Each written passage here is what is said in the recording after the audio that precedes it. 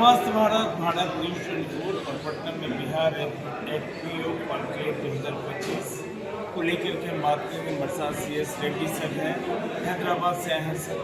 ये जो कॉन्क्लेव हो रहा है इसमें क्या क्या डिस्कशन किया जाएगा, क्या बताया जाएगा?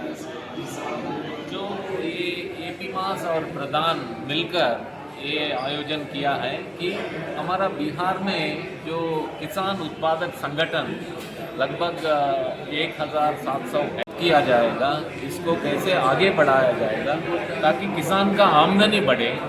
तो इसका एक पॉलिसी बनना चाहिए बिहार के लिए।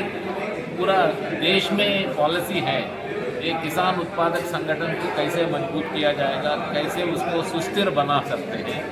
तो हम सोचते हैं बिहार के लिए एक पॉलिसी बनना चाहिए। इसमें राज्य सरकार का, नाबार्ड का, जो NGOs हैं, FPOs बनाने वाले जैसा एपीमास, प्रधान, ये सब संस्थाएं मिलके एक माहौल बनाना चाहिए कि FPOs का जो भी समस्याएं हैं, जो भी बाधाएं हैं, उसको हम दूर कर सकें ताकि वो FPO उनका खुद का जो मकसद है उसको हासिल कर सकें। जी सर, यहाँ पे जितने भी रिप्रेजेंटेटिव आए हैं, क्या क्या यहाँ डिस्कशन होगा? तो आज जो प्रतिनिधिगण आया है वो लगभग 60 FPOs का बोर्ड मेंबर्स आया हुआ है या CEOs आया हुआ है। जो लगभग 30-40 जो FPO बनाने संस्थाएं हैं वो लोग आए हैं, बैंकर्स आया हुआ है, प्राइवेट कंपनीज आया हुआ है, सरकार का प्रतिनिधि आया हुआ है। तो ये सब मिलकर 3 विषयों के ऊपर बातचीत होगा। एक विषय है FPOs को कैसे मजबूत किया जाएगा ताकि वो बोर्ड उनका खुद का निर्णय ले सके, FPO को आगे बढ़ा सकते हैं। दूसरा है FPOs को बैंक के साथ कैसे जुड़ सकते हैं ताकि उनको जो भी पूंजी चाहिए बिजनेस करने का वो फाइनेंस मिले हैं, क्योंकि उनका जो कैपिटल है वो कम है। और तीसरा है उनको हम मार्केट के साथ कैसे जोड़ सकते हैं, जैसा विजयलक्ष्मी जी ने बताया कि वो एक क्वालिटी का इश्यूज है, उसको क्वालिटी को बढ़ा के हम एक अग्री वैल्यू चेन डेवलपमेंट कैसे कर सकते हैं जिसमें प्रोसेसिंग, ब्रांडिंग, मार्केटिंग ये सब हो सकता है। और 14 इश्यू है ये पूरा FPOs को कंप्यूटराइज कैसे किया जाएगा ताकि इनका जो विषय है, इनका जो बिजनेस है वो पूरा टेक्नोलॉजी के माध्यम से हो।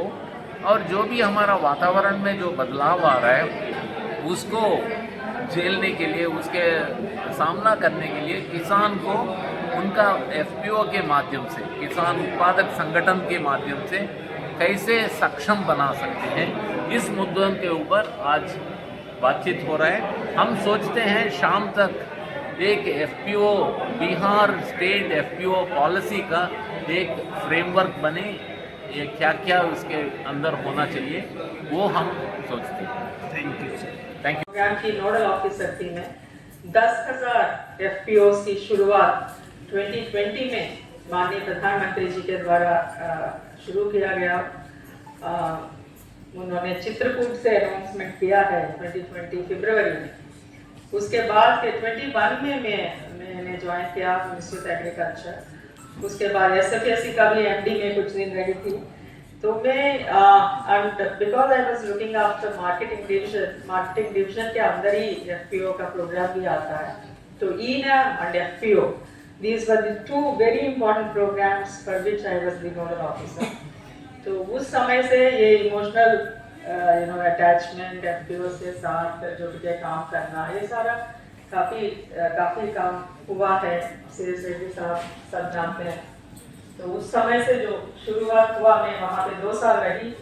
काफ़ी time to time different states में जा करके हम लोगों ने कॉन्फ्रेंसेस कराया, FPO से संबंधित पूरे गाइडलाइंस बनाए, बुक्स बनाए। काफ़ी बुक्स मैंने डिस्ट्रीब्यूट भी किया था। वो एक बुक काफ़ी है, आपको FPO के बारे में सारी चीज़ पता चल जाता है। I hope some of you must be having those books. काफ़ी CDPOs को भी मैं पहचान रही हूँ यहाँ पे जो काम किया है उस समय से यहाँ पे।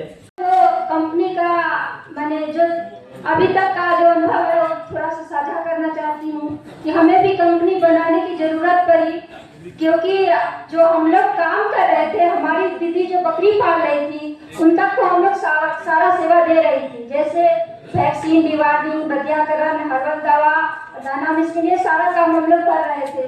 फिर भी हमारी दीदी को अच्छा मुनाफा नहीं हो रहा था, क्योंकि वो दीदी सारा काम करवा लेती थी, बेचने के समय दिक्कत हो जाता था, क्योंकि समय से उसको मैंने एक तरह से बिक्री नहीं हो पाता, बिक्री नहीं हो पाता तो बहुत सारा लॉस हो जाता। इसलिए हम लोग सोचे कि हमारा भी इतना सारा दीदी है तो हम लोग मिलकर एक बड़ा कंपनी बनाए, जो हमारे कंपनी से के माध्यम से हमारी दीदी को भी समय से बकरी पालन में दिक्कत न हो और वो समय से बेच पाए और अच्छा मुनाफा ले पाए।